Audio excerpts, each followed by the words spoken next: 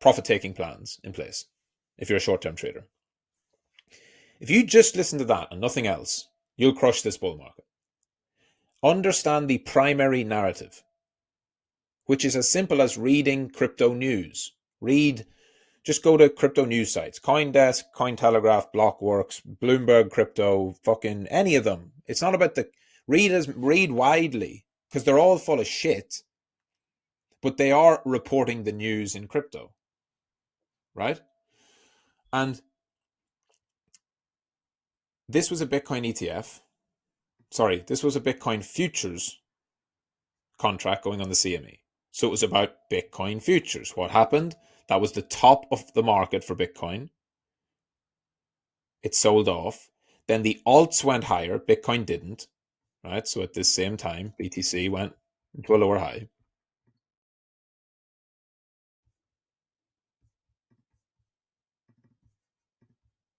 And it's very, very, very common to the point where it's almost predictable. Nothing's ever perfect in the crypto markets or any market, because once something becomes too predictable, it loses any edge. But the fact of the matter is, this is just how the flows go. The primary narrative ended on the 20th of December, 2017. No, it was the 17th. I am correct. It was the 17th going into the 18th. Must have been the 18th, because they would not go live on a Sunday. Right? So the primary narrative ended here for Bitcoin as the CME futures went live. It was Sunday, excuse me, because the CME futures open on Sunday night. So technically it was Sunday night, just to be accurate. This is where the primary narrative for the market ended. Bitcoin was all about this. It was running up for many reasons. And then the narrative of CME futures, wow, this is institutional adoption. This is it. This is it. This is it. That's where it ended. Okay.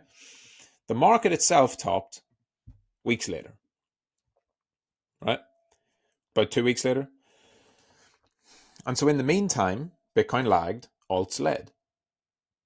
Now, if you're an investor, your job is not to sell your like, you have to understand who you are.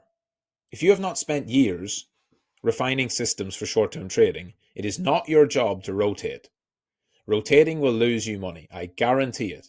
If you are not already a trader, it is so difficult to rotate profitably, even for a trader, that to try and do it as a non-trader is frankly just insane. So the point is, this is when the primary narrative ended. Then we went on to secondary narratives. Ethereum, the big launch, Ripple, ICO boom, Cardano, all these altcoins, Litecoin, and they all started going crazy. Right? And everyone was talking about this is like Bitcoin but with added extras. This is like Litecoin is like Bitcoin but it's faster and cheaper. This is like, look at this blockchain, you can do so much stuff, smart contracts. Once the market stops talking about Bitcoin and starts to talk about the other tech, there is some kind of local top or cycle top coming with 100% accuracy. 100%. Because even in the sub trends, right, where they're not in a full bull market, the same thing happens. Of course, the difference is at that point, it doesn't top the whole market. It's just a local top, but that's still a time for you to take profit if you're a short-term trader, or even reassess as a long-term trader, depending where we're at. Maybe I want to take some profits off my altcoins. So same thing happens all the way through, right? But I'll just stick to those big events. And we'll go to up here where we have BTC again. Tops the market on the Coinbase NASDAQ listing, right? Now, this one is not directly Bitcoin technically, but it really is, because if you were around at the time, all the talk was about Bitcoin and the price of Bitcoin, because Coinbase didn't exist. The stock, coin stock did not exist, right? That's important to note. So is it about Coinbase listing? No, it's about the expectation of what that means. the narrative at the time was, wow, Coinbase are going on the stock exchange. This is huge. A crypto exchange has never been on the stock exchange, and they're still the only one. There's Bitcoin miners, sure, but that's totally different. The miners have been around for years. So the first crypto exchange to get listed on the stock market, and everyone knew about this for months ahead of time, right? Coinbase were like, a few months before, they're like, we're going to do this, we're targeting this or that or whatever. And then in the weeks leading up to it, the rumors got stronger and stronger and stronger. Then we finally got a listing date. And then as it ran up into that, Bitcoin kept going up because that's the way people could speculate on it, right? You can't speculate on Coinbase stock when it doesn't exist yet. So people were buying Bitcoin, buying Bitcoin, buying Bitcoin. And that's why that was a topping event for BTC. And it wasn't guaranteed to be, but when you saw the reaction, this was a news failure event, right? This was the day. It should have pumped. It didn't pump. A few days later, we went lower. Bad sign. Same thing happens again, though, after the first sell-off. This is where profit-taking happens. They take profit on Bitcoin, and at the end of the dip, whenever it finds a bottom, they pile into alts. We push the alts. You get, again, a couple of weeks of craziness on alts.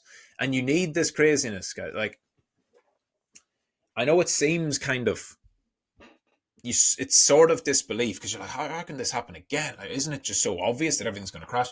No, because you probably should know this by now if you've been in for the last few weeks. Green candles make people do weird things. It fucks their brain up. Green candles make people make bad decisions. They forget. It doesn't matter how many times we've done it. People get euphoric every time. So far from being like this, this is so easy. Well, you mean just Bitcoin sells off and we pump all the altcoins? I guarantee you it won't feel like that. When the Bitcoin sell-off comes, you'll think it's over because it will feel over. Because it'll be after the ETF, everyone's like, sell the news, and it sells off, and everyone's like, I need to get out. Right? And they all de-risk, and they don't move into alts because, I just sold my Bitcoin. Why would I move into alts? Alts are even more. No, it might go down 50%. Look, it's already down 30%. It might go down 100%. And then, of course, the alts will rip new highs. And then that's when everyone will be like, fucking, I was wrong, but we're bull market, baby. And they get back in and things go up. And just so many little things happen in between. You'll have like a big breakout on some alt afterwards. And then people won't get in because they're like, I don't know about the break, and it'll sell off and then it'll go up again. And they'll be like, right, okay. And then other stuff will start pumping. And then they'll buy some other alt and it'll go up.